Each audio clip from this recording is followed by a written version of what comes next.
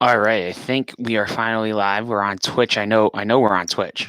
I know we're on Twitch, and I think YouTube just got us live, so we are up and running. Let me get the Facebook share out here of the live video. So let me get that going. So those are, those people out there that want to watch the live stream, they can do that. So let me get that shared out. So how's everybody doing on a Friday morning? Hopefully everybody has been good. I know I haven't been on the podcast in a week. As I mentioned weeks ago, I was on a little bit of a business trip, so I didn't bring all the technology with me in order to do the show remotely, just because I didn't have any need for all the equipment to be with me anyhow. So we just kind of went sans equipment there. And I could have done it, I could have done it, but it wouldn't have had the same sound quality and it wouldn't have been as good. So I are live.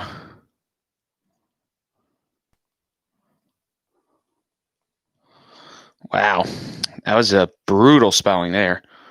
Coochie's Corner.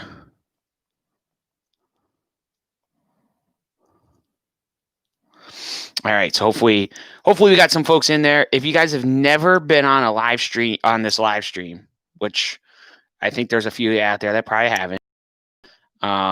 What we do is in between me recording, I actually let you guys comment and stuff. So there is comments, so you can say stuff.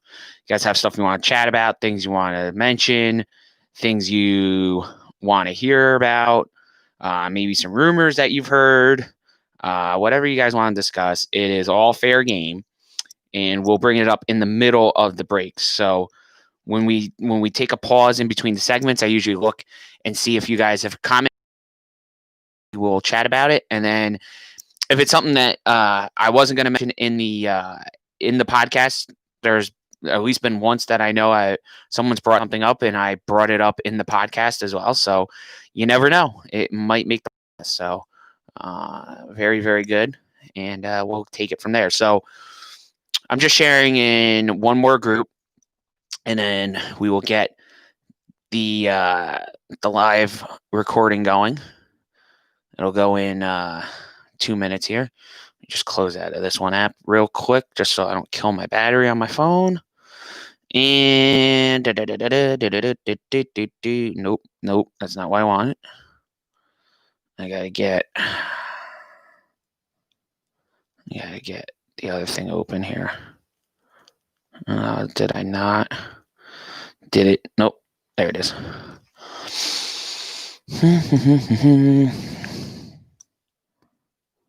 All right, cool. So I got the Twitch dashboard up. So if you're on Twitch, you can drop a comment in there. I have the YouTube up, and we are ready to go. So we are going to do episode 24 here. That is going to be the new episode here. And let me find my handy dandy introduction, which we got to dig for.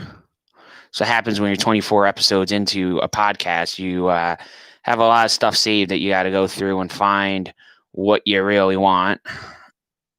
You can only imagine what this is going to get like when we have multiple seasons in here. And that's got to go there. All right, cool. So we're going to record the intro. So the intro is usually about a minute to two. Nothing crazy. All right. Hopefully everybody can see me well. And we're going to start.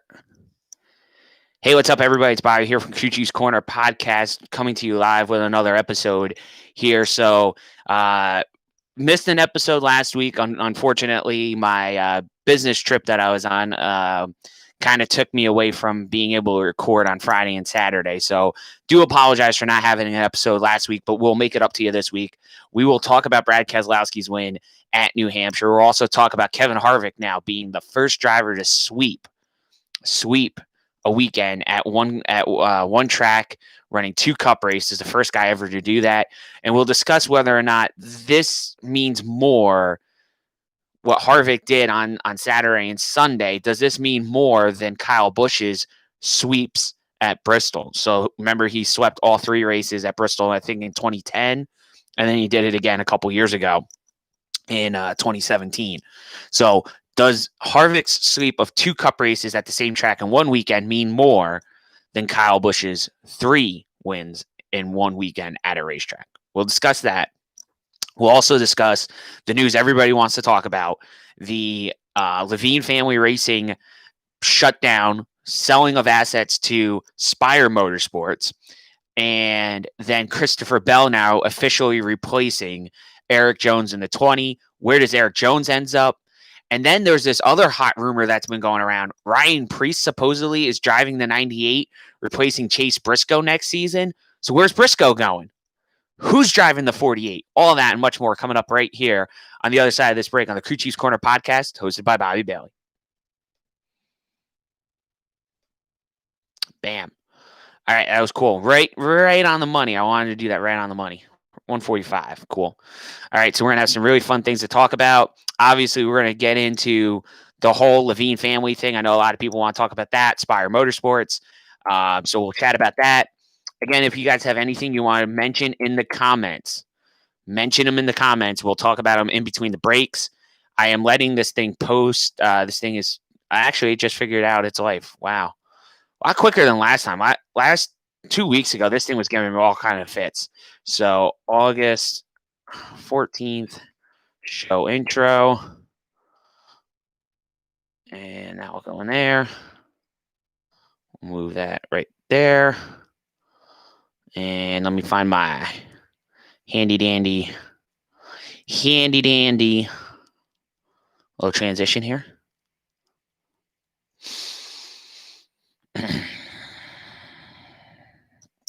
We got that. Very good, very good. So one thing I do like talking about in between segments, and I'm trying to find it. That's why if it looks like I'm just like staring off into oblivion, I swear I'm not. I'm actually looking for a couple of things. So one of the things I like to chat about in the middle, and I used to do a whole podcast. I mean, not a podcast. I used to do a show on this, but I've kind of found a way to manage this into the live streams. And I think people have enjoyed it a little bit better. So I have a pretty big diecast collection. As you can tell, these shelves are not all entirely filled behind here yet, but there is enough diecast that I have in my old digs. I'm still in the middle of moving, believe it or not, in this whole process. But anyhow, I have about 450 plus diecast in my collection. And I continue to add to it here and there, especially stuff that I like. So this car I got from a very good Matt Kenseth collector, friend of mine, Rob Morrison, out in Missouri. So Rob sold me this beautiful 911 tribute car. This car in particular, I have been looking for, maybe not Rob's per se, but I've been looking for this car for easily the last 5 to 10 years, probably 5 to 10 years.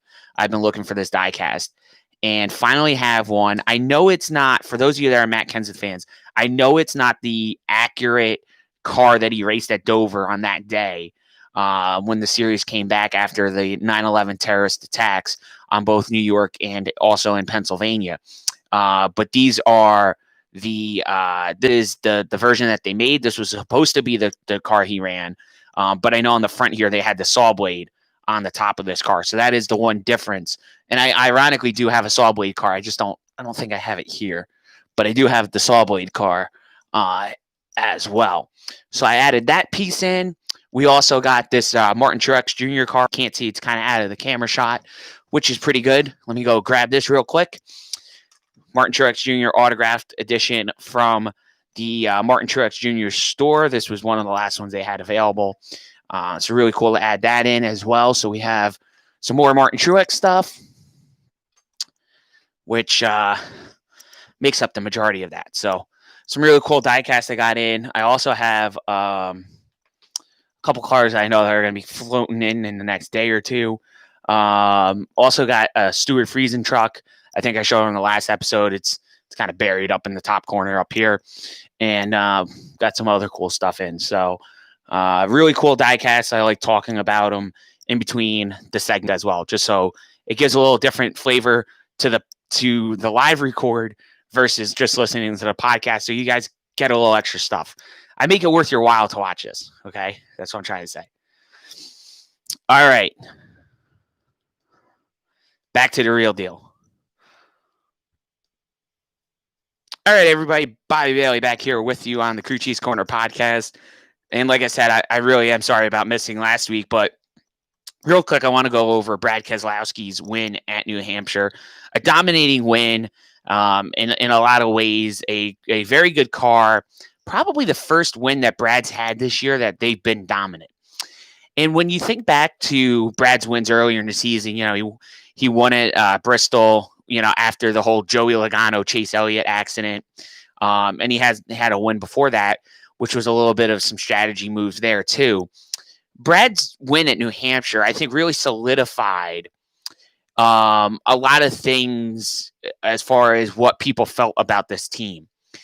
2 wins with Jeremy Bullins equals basically the win total that Ryan Blaney had with him. I'm sorry, they had 3. Brad's now got 3. And I think you look at, the crew chief swap. Who did this crew chief swap benefit the most? I still think Blaney and Logano came out winners in this. But I think you start to see that maybe Jeremy Bullins and Brad Keselowski is going to be a pretty good pairing because they got 3 wins this year.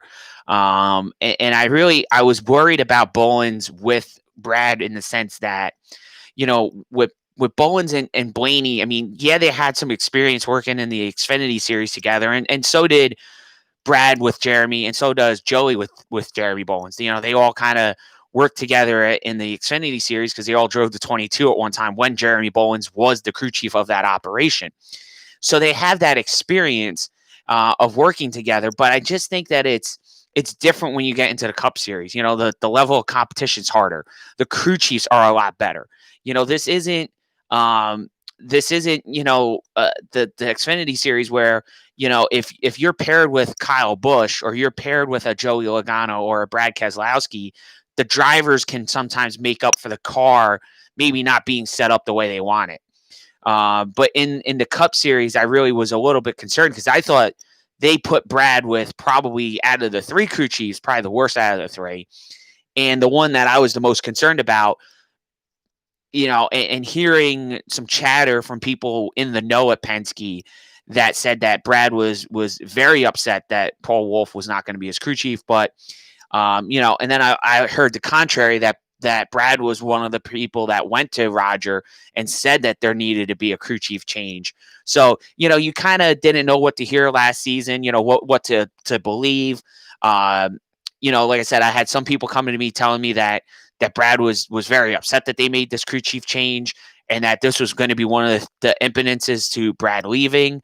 We have since learned that Brad is a contract extension at Team Penske, so he'll return for at least 2021, and maybe there is a beyond with that, but we don't know. But Brad is going to be back in the 2-car next year, which kind of eliminates the rumor that we heard multiple times that Brad Keselowski was going to go to Hendrick. He was going to replace Jimmy Johnson, and there was still going to be 4 cars. Now, that does make the rumor that has been circulated and originated on Reddit that Hendrick was going to go back to 3 cars gives a little bit of credence to it because, again, you don't have full sponsorship on that 88 car for next year. They did add a sponsor, Acronis, which was on Stenhouse's car last year with Ryan Newman as well over at Roush Fenway. They have made the jump over to Hendrick, and they're going to do 3 races per season for the next basically 4 years. And they're going to be paired with Bowman. Now, what's interesting in that is some people are making the leap that if Acronis is going to be paired with Bowman in the 88, it's 3 races. That means that there's going to be 4 cars at Hendrick. That doesn't guarantee that.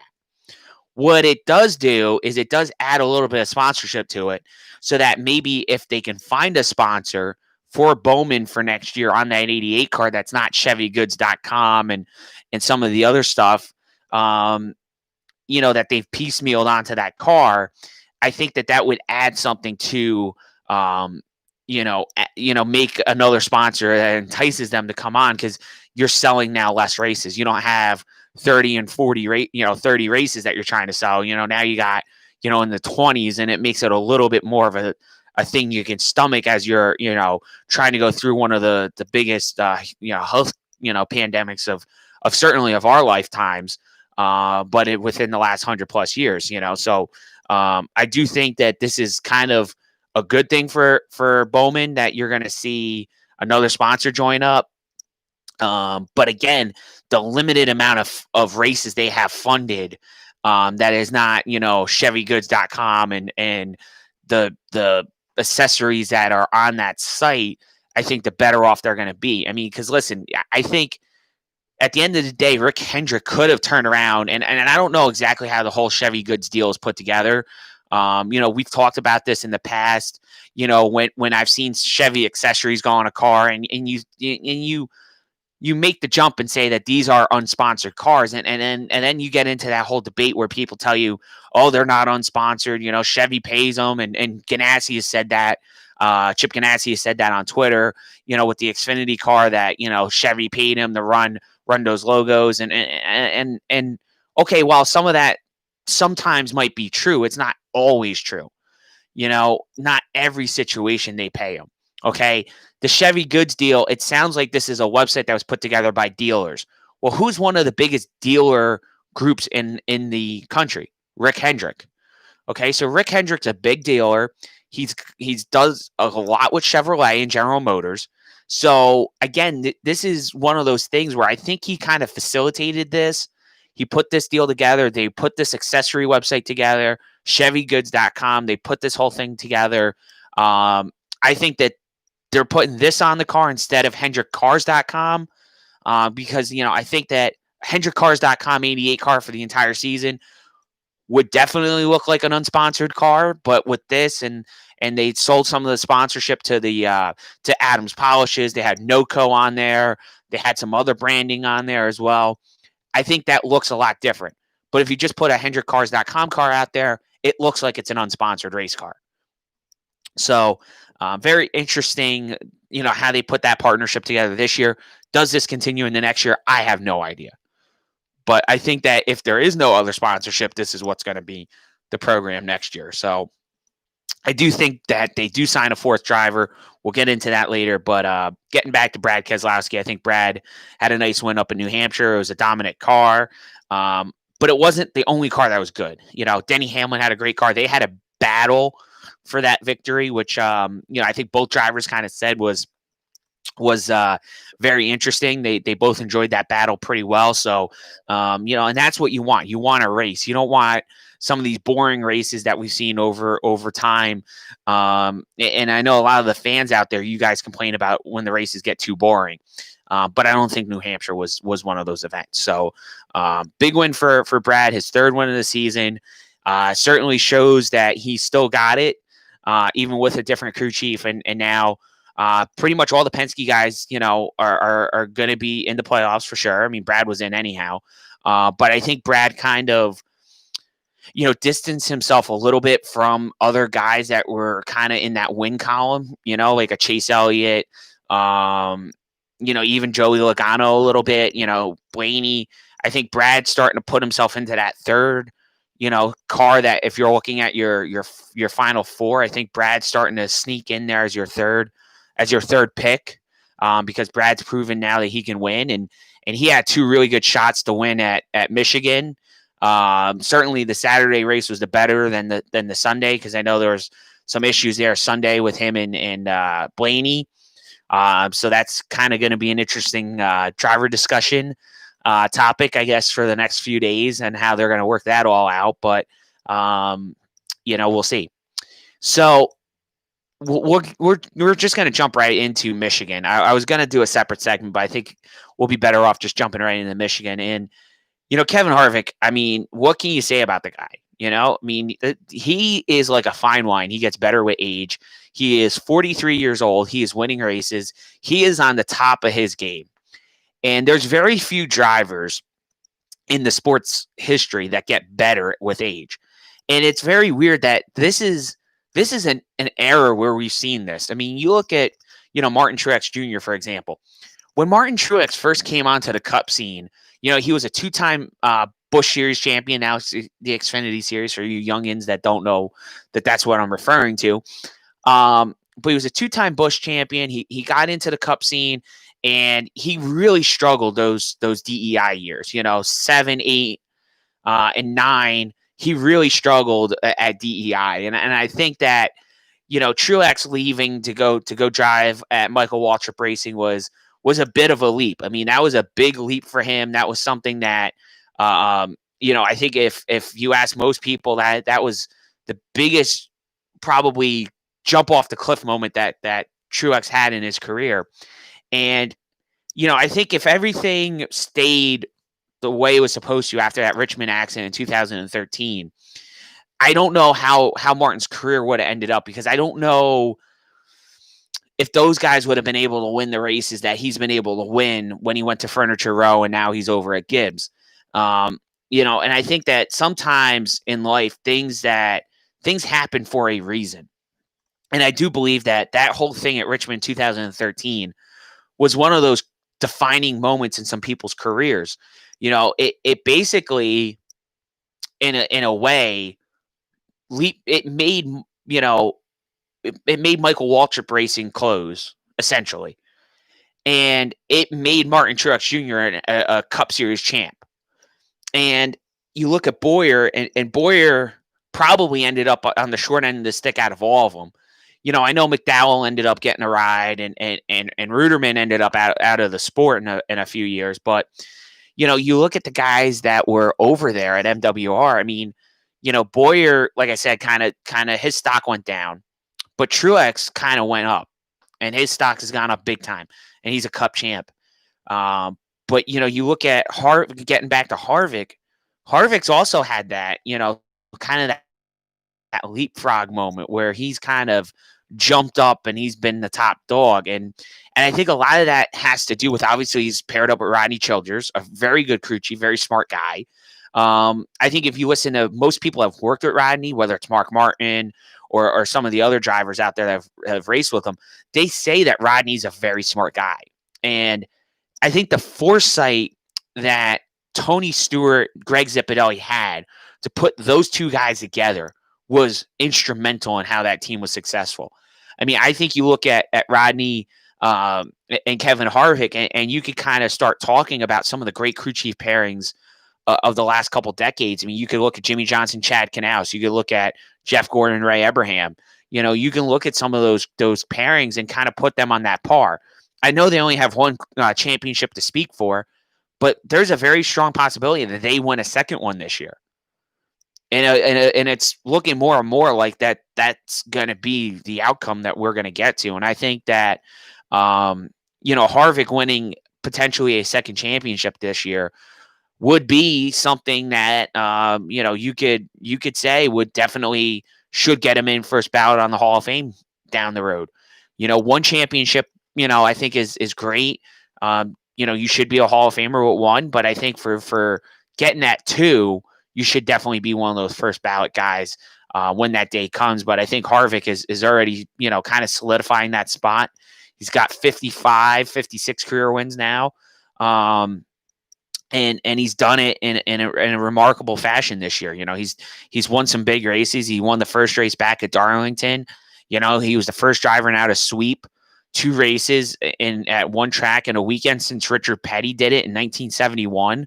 Harvick's doing things that nobody else has done, and he's doing it at an age that normally most guys are falling off the ledge, and I think that you look at, there's a couple guys you look at right now, that are on the other side of it. Matt Kenseth. Okay. Listen, I'll tell you guys, I'm always honest with you guys. I am one of the biggest Matt Kenseth fans there is. When Matt came back, I was very hesitant because I knew what Matt went through at Roush, and I knew that was a struggle. But I knew going into Roush that unless they really changed things really quickly, Matt wasn't going to be winning races. Okay, going to Ganassi, knowing Larson's won races there, knowing that where that team was starting off this season, the expectation was Matt Kenseth's going to win a race. Matt Kenseth's going to win races. And, they haven't gotten there. They made that crew chief swap. Chad Johnson's not there anymore. And, what was the result? They got a top 15, on Sunday's race. On Saturday's race, they kind of, struggled and they had a tough race. But I think you look at Matt Kenseth and you say, well, gee, what is it? Matt wasn't this bad over at Gibbs, and it was a couple years ago. But I think you look at the cars have changed.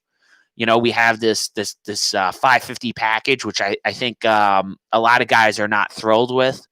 The lower horsepower, the higher downforce. I don't think it's really necessarily made the drivers happy. It's produced some decent racing at some places, but some places it's just as boring as it was with the 750. So I really don't know if NASCAR's hit on the right package. But I think Matt Kenseth is just very frustrated. I think that was one of the reasons why they changed crew chiefs. And I think that whatever their 2021 plans are, don't have Matt Kenseth involved in them. And I think that that's more of Matt than Chip. I think Chip is kind of thinking that Matt's probably going to tell him, listen, this is it. I only came back because of this year, the special circumstances with the scheduling. I only have to miss one day. I don't have to miss all these days with the kids and stuff and the wife and all that. And then the other guy you look at that's kind of falling off the ledge is Jimmie Johnson. Jimmie Johnson. I mean, where's Jimmie Johnson been the last 4 years? This is a guy that wins races. He's won, 7 championships. Here's a guy that I would think if you would have asked most Jimmie Johnson fans in 2016, after he won that championship, was Jimmie Johnson going to be the guy to win an 8th? I think most of them would have said yes. And I'd be lying to you if I didn't think that he could have done it too. Because I thought he could have. I thought, I said, well, man, if he won this one, there's no reason why he can't win one. But then it was just bizarre how all of a sudden he's just falling off the cliff. And I get it. And there's no pun intended. I know it's crew chief's Cliff Daniels, but there's part of it is the Camaro. Okay. We all know that they struggled with the Camaro the first couple of years.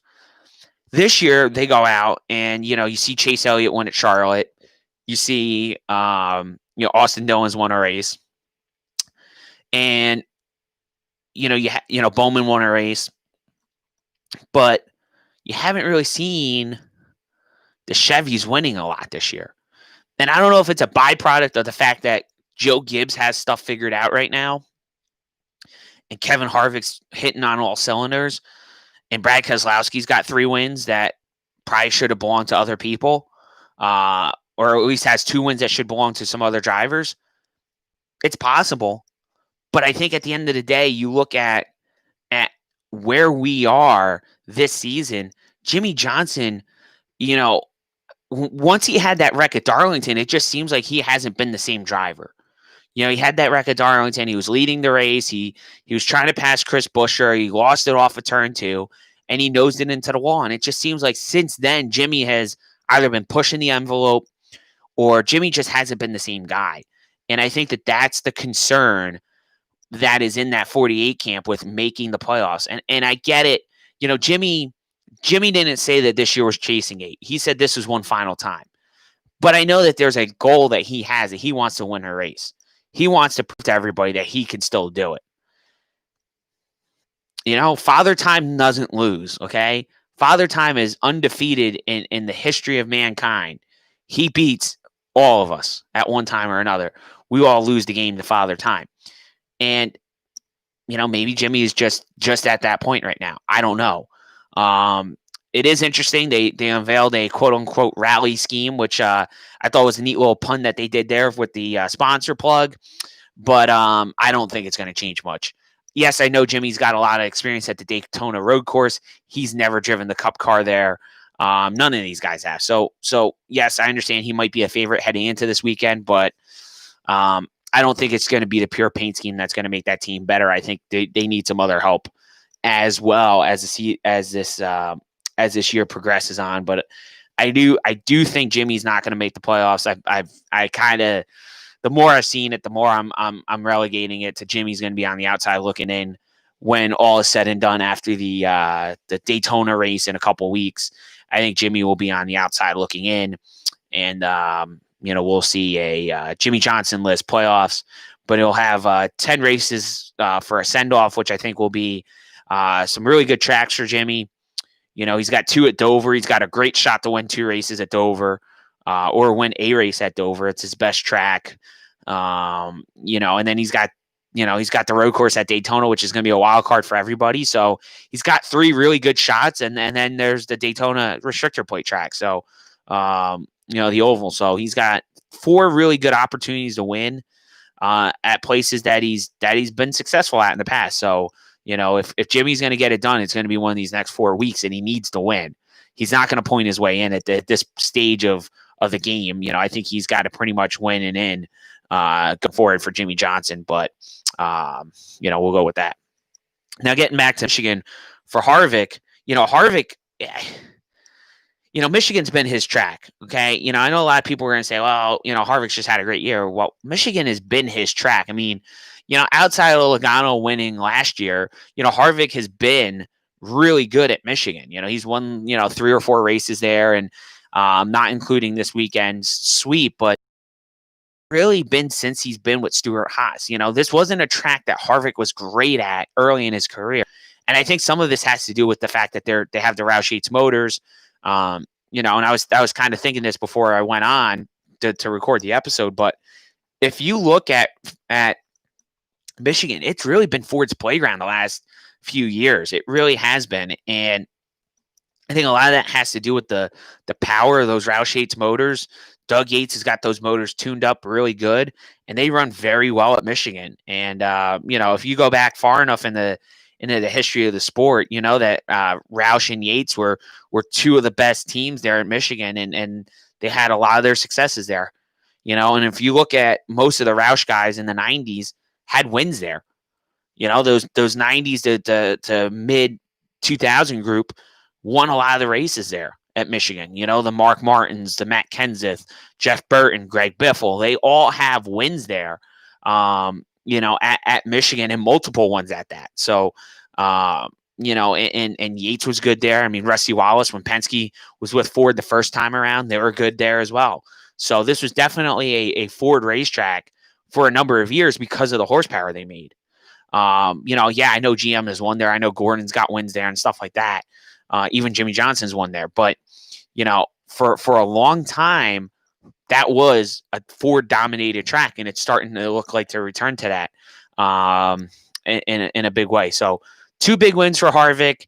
Obviously, class of the field both days. Very hard to deny the fact that Kevin Harvick had the best car for both races.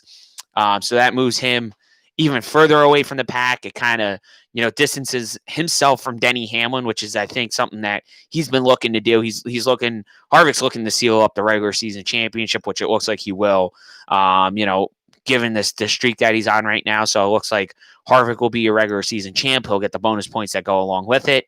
And we'll move on to this upcoming weekend's race at the Daytona Road Course. So what we're going to do on the other side of this break, we're going to break down all the silly season news. We'll talk about the Levine family racing sale to Spire Motorsports, what that means.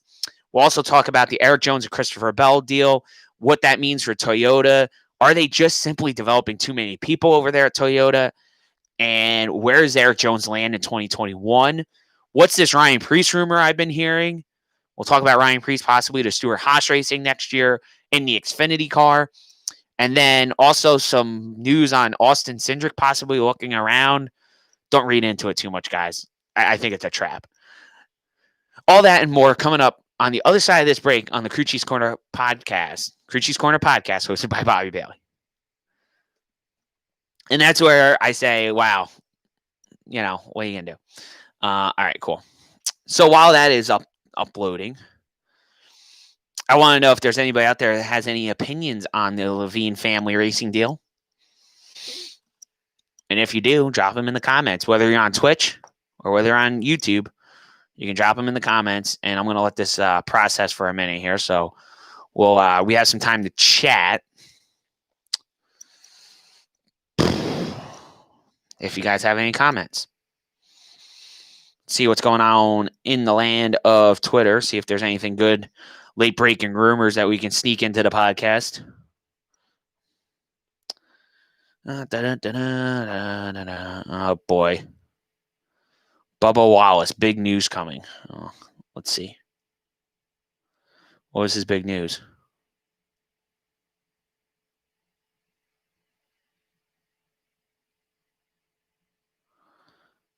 Huh. What is he? Oh, come on.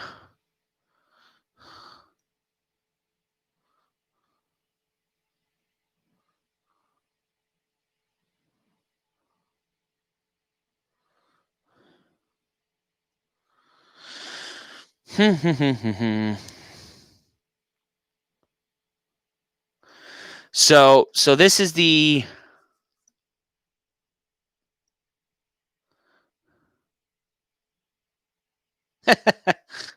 so Bubba Wallace announces, we're going to have to put this in the podcast. This is funny.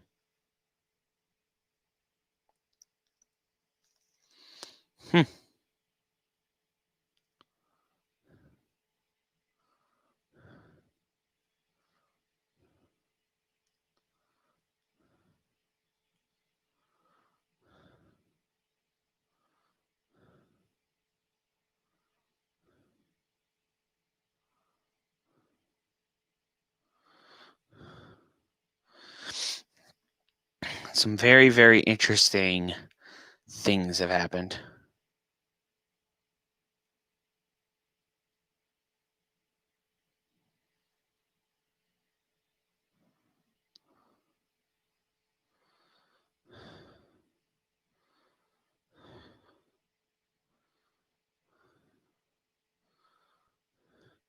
So I'm gonna wait. I'm gonna see if I got the press release here, because I'd be very surprised if I don't have one.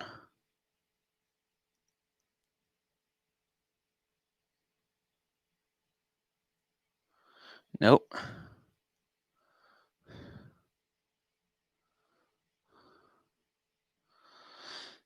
Interesting.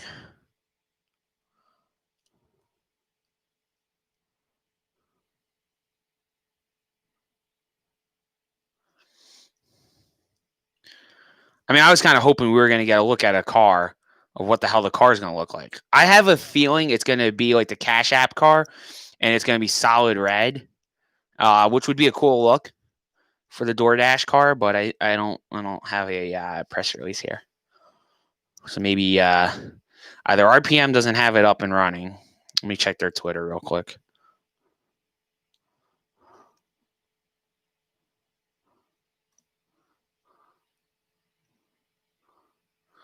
Yep, nothing yet. So, what? Oh, I was totally thinking, wow. I was looking, I saw 17, and I was like, wait, Ricky Stenhouse has got a new sponsor too? What? All right. Let's see if this is done processing. It is done processing. All right. So, New Hampshire base recap. Michigan. We do New Hampshire and Michigan.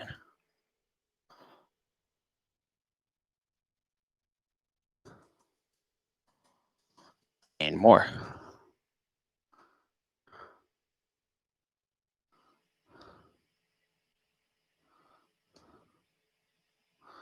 No, just want to drag it there. There we go. Okay, cool. All right, guys, we are almost there. We're almost at the point that we do this next little thing, and then we'll have. We'll just use it again. I don't care.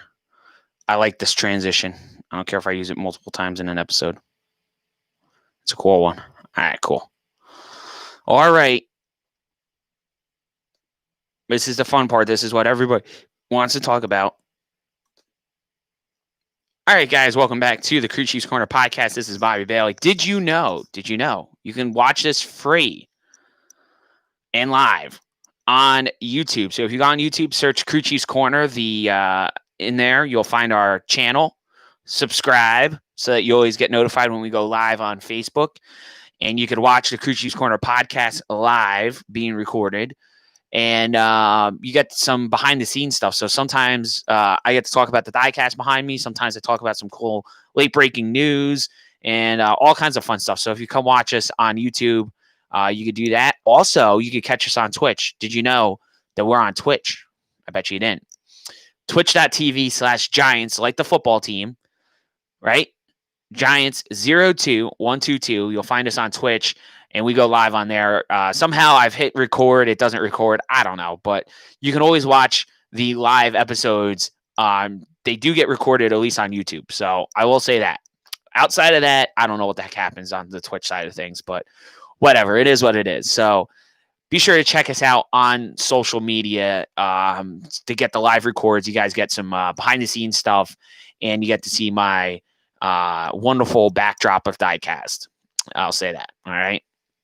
So, getting into the news, apparently Bubba Wallace here on a Friday morning decided to drop some sponsor news. So, he has announced on the Today Show there is a 7-race partnership between him and DoorDash. So, it's a 7-race primary sponsorship deal that DoorDash will sponsor the Richard Petty Motorsports number 43 for this year. It does say it's a multi-year deal. Again, that does not confirm necessarily that Bubba Wallace will be driving the car next year.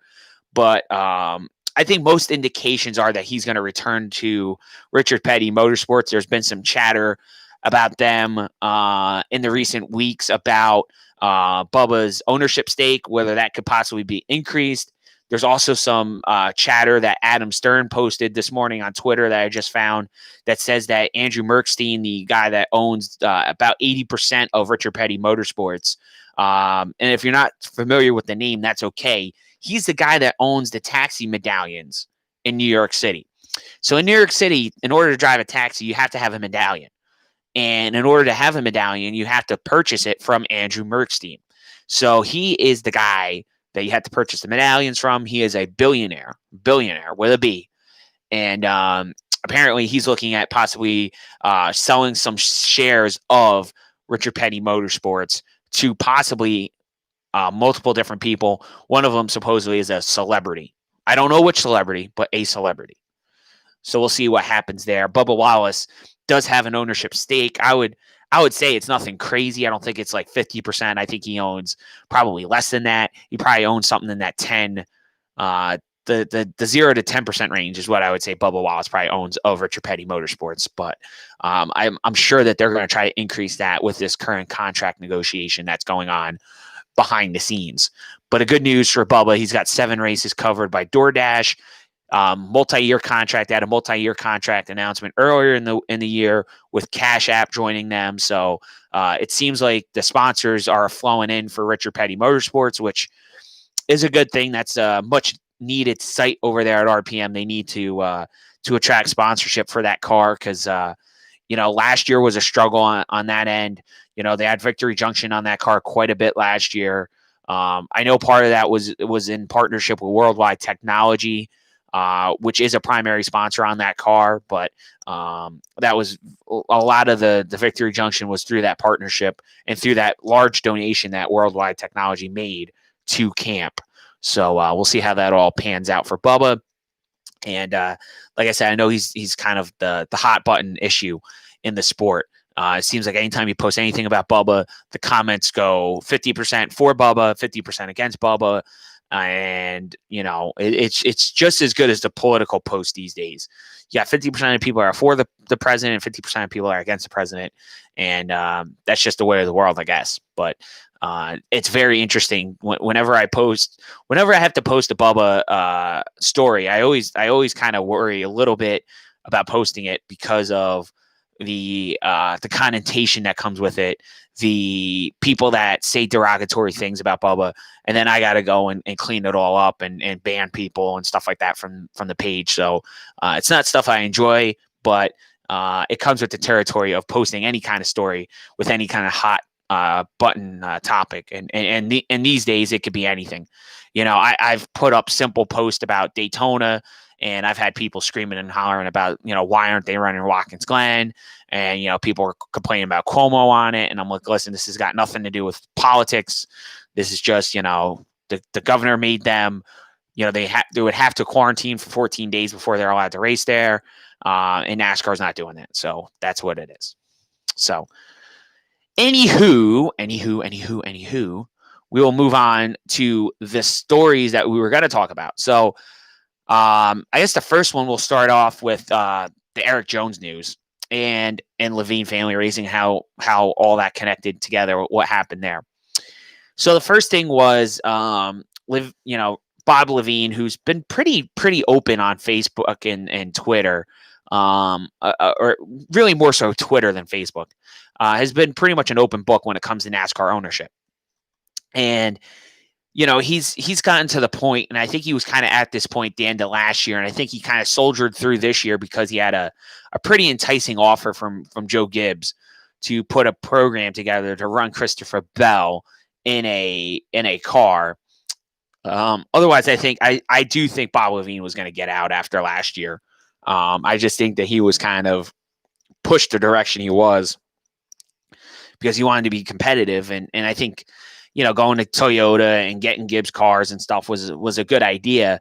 DiBenedetto was a great fit for that team. And I think Christopher Bell's a good fit, but I just think that anytime it's not a direct Gibbs car, or a direct Gibbs operation, it's kind of tough. The Toyotas don't seem to run as well outside of the actual Gibbs campus. Furniture Row was the exception to that rule. But they had a great group of people up there in Colorado that really knew what they were doing, and Cole Pern and that team, they were able to operate, pretty well. And I just think that, you look at Bob Levine and the team over there at Levine Family Racing, it didn't work out for them. And I think the financials of the sport kind of hurt. I think Bob's made that pretty clear that NASCAR's got to do something with the business model. He's definitely been the most outspoken out of all the owners on social, especially on Twitter. And I think he also, realizes that, you have to put a lot of money into this. This is not a cheap man sport. And, it's why I always laugh when, I have these chats and these debates in some of these groups that I'm in where people always, dump on Rick Ware. But, you look at what Rick is doing, Rick is operating in a very inexpensive way in a sport that costs you thousands and thousands of dollars every day to operate in. Okay. This is not a cheap sport. This is not, this is for millionaires and billionaires to be playing, and not people that are 100,000-aires. Okay. Rick has done a lot with a small amount of money, and I don't think Rick goes into it with the intention on running poorly. I think Rick just has never had the big financial backing to put a solid program together. And I don't mean that in a bad way. I just think that Rick has never been able to land that kind of sponsor. He's had a lot of small deals that work out really well. He's able to run his team on a tight budget. He's able to do things that, a lot of people wouldn't have the stomach for it. He puts a lot of young guys in cars, and puts them in and gives them that opportunity. And then they turn around and they go to other cars and other teams, and they have their own successes. But at the end of the day, if you don't have a Rick Ware in this sport, I don't know where a lot of these young guys are coming in from, because there's only so many seats at Hendrick. There are only so many seats at Gibbs. There's only so many seats at Roush. There's only so many seats at any organization. Okay. And the driver development today is not what it was 20 years ago. 20 years ago, if you were a guy or a girl that was really good, you were talented, you got a seat in a NASCAR stock car. Whether it was, you started out in trucks, you started out in K&N or the Busch East, Busch West, whatever, or Winston West and the Busch North and all that, you got a seat in a series, and you got the chance to prove yourself. Today, it's not only do you have to have a little bit of talent, but it's what your sponsorship backing looks like. So if mommy and daddy have a big pocketbook or a big wallet, a fat wallet that can go and pay the bills, you're going to get an opportunity to race. This isn't what it was 20 years ago when if you were a talented driver and you had the right connections, you can end up in a stock car. Today, it's not only is it having the right connections, it's having the right check in your hand that will write the bills, that will pay the bills, that will get you in the sport. And I think that's a big differentiation between NASCAR 20 years ago and NASCAR today. And I think that that's also one of the reasons why Bob Levine is struggling with this whole thing, is because Bob Levine. I mean, look at when he first came into the sport. Okay, he first came in. Who was his first driver? I bet you a lot of people don't realize his first driver was Scott Speed. Okay, Scott Speed drove for these guys all the way back in the day when Scott Speed got canned at Red Bull. Okay, when Scott Speed didn't really have a great NASCAR Cup career, but he ended up driving for Levine Family Racing. They were a small team based out of Texas, because that's where Bob Levine is from, and these guys were a part-time team. They showed up to the track with Roush Fenway cars, Roush Yates motors, and they raced. And they ran on a partial schedule. They ran a partial schedule all the way up until about maybe 5-6 years ago. They ran part-time. They cherry-picked the races they went to. They did everything they could to go to these mile-and-a-half tracks, the tracks that they knew the Roush Yates motors were the best at, where the Roush Fenway cars were good at. And they would show up, and they were basically a quasi-Roush Fenway team with different drivers in it. So they had Scott Speed. I think Michael McDowell even drove for these guys for a period of time too. And then they ended up they ended up with Chevrolet. Somewhere along the line, they ended up in Chevy. Then they had their deal with Richard Childress Racing. Okay, they had a technical partnership with RCR because they put Ty Dillon in the 95 for some races. And all the races that they ran with the 95 was an RCR car, an ECR motor, because they ran ECR motors all year, and they had Childress's pit crew. So the 95 was a quasi-Childress car for about 10 or so races, each year. And if you remember the final race, Michael McDowell was driving the 95. The last race at the 95 was a Chevy. I think it was the last race they were a Chevy. They ran Michael McDowell in the 59, and I think Ty Dillon ran the 95. Or something like that. And then that was also the race that Tommy Baldwin sold his owner points to Levine Family Racing. So that's how they ended up with their charter. Because remember, this was a part-time team initially. And they ran full-time, but they weren't going to get a charter because they were only full-time, I think, that first year. It was like 16 or so. Was the first time that they were full-time. I think it was 15 or 16. It was one of the first years they ran full-time. But it's just so bizarre how this team went from part-time to full-time. And then when they were full-time, they chased a lot of these small partnerships with teams, and they were trying to figure out who they were. And, I think they went from kind of that team that was kind of mid-pack, and Bob Levine got tired of it. That's why he went to Toyota in 2018. He went to Toyota because he wanted to start winning races, and he started, saw what Furniture Row had, and he got the Furniture Row cars from 2017 that they gave Eric Jones. That's what Matt DiBenedetto drove in 2019. That's what he drove. He drove cars that were 2 years old. He drove the 2017 77 cars. And I don't think a lot of people understand that. I don't think people knew that was what DiBenedetto was given. He wasn't given brand new cars. Because Bob Levine went to Joe Gibbs, with this whole deal with Toyota, and Bob Levine had a certain amount of money that he had to run. Now, Bob Levine didn't ask Matt DiBenedetto to bring sponsors with him.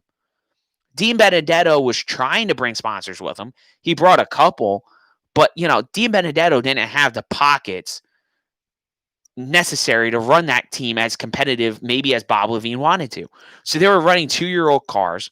They were running Toyota motors, probably the latest gen stuff, but they were running old cars with old technology and stuff that Gibbs has already obsoleted. And then this year with Christopher Bell, the deal was that Bell came with sponsorship. Okay, Bell came with sponsorship from Rheem. Bob Levine still had to deal with Procore to run 6 races, so they put 6 races with Procore. They did the Rheem races, which nobody knows exactly how many races it was. I think it was somewhere in the 26 range. So they had 26 of the 36 races. I'm sorry, if they had 26, I think they had about 32 races covered. I think there was about 4 or 5 races that they had uncovered. And when I mean uncovered, not sponsored. So those are races Toyota picked up, and they put JBL on. They're going to put JBL, and they're going to put some other stuff on the car to try to sell those races out. But Christopher Bell came in with a full amount of money that DiBenedetto didn't have, and also, Joe Gibbs was writing the paycheck for those 4 races that they didn't have. Okay, because that was all Toyota money. So, Bob Levine was fully covered.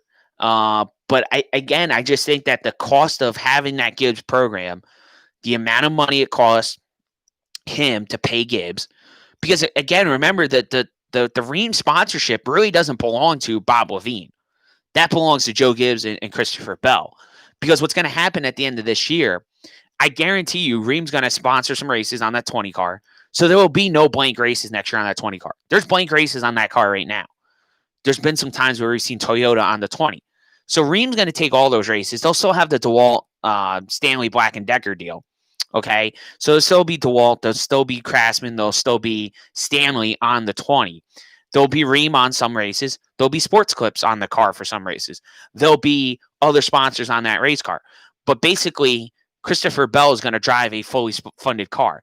I'm sure Reese's Fine Foods is still going to be on there. That car is going to be fully covered. Erik Jones leaving is going to open the door for Pandora's box, so to speak, because Erik Jones is a talented race car driver. And again, as someone that's a Matt Kenseth fan, this is a guy, Erik Jones is a guy that Joe Gibbs canned Matt Kenseth for. Okay. And now here he is, ironically, 3 years after he cans Matt Kenseth, he's canning the kid that replaced Kenseth to put Christopher Bell in the car. So if you go back 3 years ago, 2017, we saw Christopher Bell starting to make his leap into the Xfinity Series. He won that race at Kansas in a crazy wild finish. He won that Xfinity race, right? And here he is 3 years later. He's going to replace the guy that replaced Matt Kenseth. So very, very big, stratospheric jump for Christopher Bell. And if you remember, I had him on this show way back when we were doing online radio after he won Eldora, which was his first truck win. And I remember saying to Christopher, what's your, career goal? You want to get in the Cup Series? And he said, absolutely. He wanted to be a Cup driver. And this was a kid that was running dirt. He was running midgets. He was running sprint cars. This was a kid that literally would have been better than Kyle Larson is right now in dirt. He decided to go NASCAR racing. Now, I know some of that was Toyota kind of pushed him that way. I get that. But a lot of this was Christopher Bell wanted to be a Cup driver. So it'll be interesting to see how this all pans out. I do think Erik Jones ends up in a car next year. I think, he's going to end up in something, whether it's the 48, whether it's a lesser seat, I don't know. And the other thing that kind of worries you a little bit is because Erik Jones had a lot of backing from Toyota. And remember Erik Jones, how Erik Jones got discovered. Erik Jones got discovered because of Kyle Busch. Okay, Erik Jones raced against Kyle Busch at the Snowball Derby a number of years ago and beat Kyle Busch.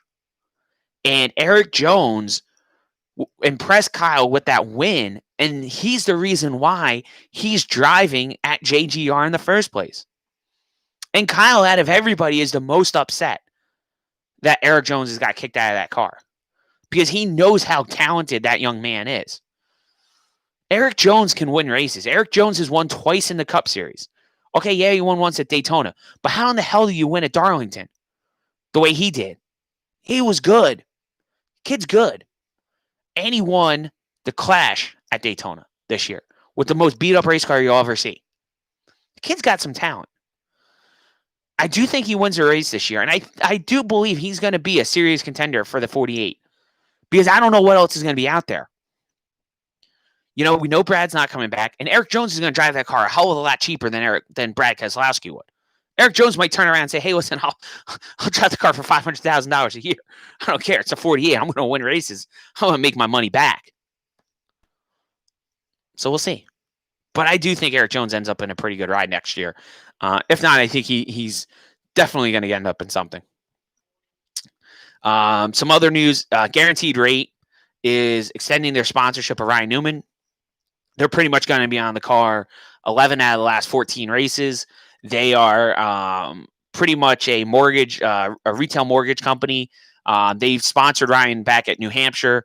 They're going to pick up the majority of the rest of the season. There are 3 races that the 6 car has other sponsorship. And then the rest of the season will be Guaranteed Rate, which is great news for Ryan. Don't know if it's a multi-year contract or if it's just the rest of this year, and then they'll figure out next year. But good news for him. Acronis, which sponsored Ryan last year at Roush Fenway, is going to go over to Hendrick. They're going to sponsor Bowman. Kind of talked about that a little bit at the top of the show. They will be sponsoring Bowman for 3 races. And then we come to everybody's favorite topic. This is probably the most talked about topic anytime I talk about it. And that is the Spire Motorsports Rick Ware thing. You know, we were talking about that a little bit. But what this purchase of Levine Family's racing assets mean for Spire Motorsports. So the first thing it means is they are not going to have Gibbs cars next year. Okay, they're not going to have Gibbs technological information or anything like that. They're also going to have now a actual race shop. So if you go and say, well, Spire's got a race team, they got race cars. They really don't. Their cars come from Rick Ware. Okay. Now, before Rick purchased Premium, they were Premium Motorsports cars. So they're all old Jay Robinson cars, which God only knows what the hell they really are. But they're old Jay Robinson cars that they race. And going forward, they're going to run, I guess, something. Whether it's Chevy, Ford, Toyota, they're going to pick a manufacturer they're probably going to get aligned with. I would say my money's on Chevrolet for a couple of reasons. There's a ton of those Camaros out there that they can acquire cheaply. They'll be able to get them kind of on the cheap, and they could sign a deal with any motor company that they want, and they'll go out and run those. So I do think they're going to have some funding. There's been a lot of talk about Justin Haley possibly driving one of those cars. I wouldn't be a bit surprised if they're not the 77 and the 78 next year, as their 2 car numbers. I don't think they're going to run the 95. I think they'll be 77 and 78. And I do think they'll run Chevys. I think that Justin Haley will be in one of the cars, and then you'll probably see some floating names in the second. I don't think they're going to be associated with Rick Ware next year. I think they're going to do sort of their own thing. I think they're also going to kind of have their own team. I think they're going to kind of go on their own. I think that this is the next logical step in their build process. You got to remember the guy that's running that team, Joe Garone is involved in this program, and Joe Garone built Furniture Row, and he built it very similar to how he's building the Spire team. Now, hopefully they don't go down the rabbit hole of trying to align with Gibbs. But I do think Joe Garone's got some say over there still. And I think that he's going to lead them down the right path. I think Spire sees this as a growing opportunity. This is a way that they can grow their clientele base, on the sponsorship side, and also help their drivers out with some seats. Garrett Smithley has basically been in nothing but Spire cars this year, or Rick Ware. So I think Garrett Smithley's a name to keep an eye out for in a potential Cup car next year over at Spire. But I do think that you're going to see some opportunities be driven there, but Spire is going to have two different charters, and I do think that they're going to operate on their own independently of Rick Ware Racing. So that was all the big news. Like I said, I mentioned it. I'll just recap it real quick. Bubba Wallace went on the Today Show around 9:15 this morning and talked about DoorDash as a primary sponsor on his number 43 Chevrolet that he drives for Richard Petty Motorsports. It's a 7-race partnership, multi-year deal. Does not confirm that Bubba will be back in the 43, though. So that will be the late breaking news. I know Toby Christie's already posted it all over Creation, but it is on the podcast. So you guys got it as well. And that was all the late breaking news from this morning. Also, in that morning news recap, there was some rumors going around about Ryan Preece still driving, potentially for Stewart-Haas Racing next year, probably driving the team's number 98 car in the Xfinity Series. Don't know who would replace him in the 37, but that could be a potential landing spot for Eric Jones or Corey LaJoie or someone of the like. So we'll see how that all works out. Obviously, Ryan would have to bring some sponsorship. I don't imagine that High Point or any of those companies that are on the car currently would stick around with Ryan Preece. I think they would move with Briscoe, which if Briscoe's not back in that 98 car, to me, that signifies that Briscoe is going to be a Cup driver next year and possibly driving the 14, replacing Clinton Bowyer.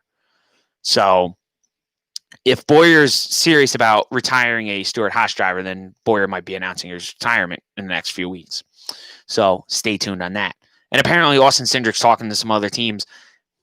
Don't read into it. He's going to be back at Penske next year. Don't read into it. Just don't. He's back at Penske, okay? I'm telling you now. He's back at Penske. Don't worry about Austin Cindric. All right, guys. Well, that's all the time we have for today on the Crew Chiefs Corner podcast. Hope you guys enjoyed that little NASCAR silly season recap, and we will catch you guys next week. All right, we'll be back probably Thursday or Friday next week on the podcast. Don't forget, you can check us out on YouTube. Search Crew Chiefs Corner. We're also on Twitch, twitch.tv/Giants, like the football team 022. You can watch all of the Crew Chiefs Corner podcast episodes be live recorded on those two sites. And also be sure to listen to our social media tags here at the end of the episode, which will be coming up on the other side of this break. Thanks again, guys, so much for listening. We are over 6,500 likes on Facebook. Amazing, amazing, amazing. Tell your friends about us. We're also on Twitter. We're on Instagram. We still even have a TikTok. So we'll catch you guys on the next episode of the Crew Chiefs Corner podcast. And have a great day. Be safe. Be well. Enjoy the weekend. And enjoy the races at Daytona Road Course, the first ever NASCAR races at the Daytona Road Course. It is going to be so exciting. Could be a little messy, but it's going to be an exciting race no matter what. And we'll recap it all for you next week right here on the Crew Chiefs Corner podcast. All right. That's it. That's all she wrote. That is all she wrote. We're going to let that process. Thanks, guys, so much for tuning in. Be sure to smash that subscribe button so you guys get notified when we are live next on the YouTube side of things. On the Twitch side of things, thank you guys for tuning in as well. Make sure you guys subscribe on there as well so that you guys get notified when we go live. We'll catch you guys later today, 8 o'clock. We're going to do Facebook Live. So catch us on the Facebook page, facebook.com/TheCrewChief. You'll catch us live 8 o'clock Eastern time. Until then, be well.